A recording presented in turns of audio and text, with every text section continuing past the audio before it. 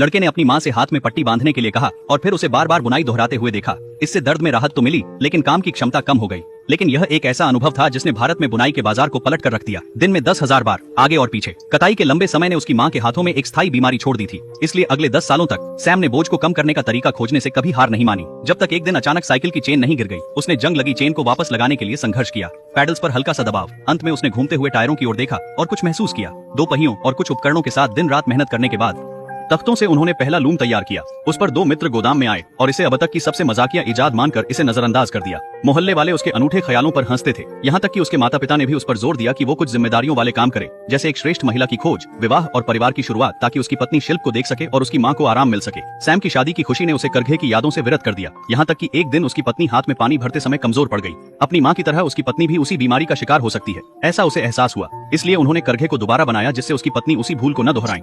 पर इस बार उनके पास समर्थन था।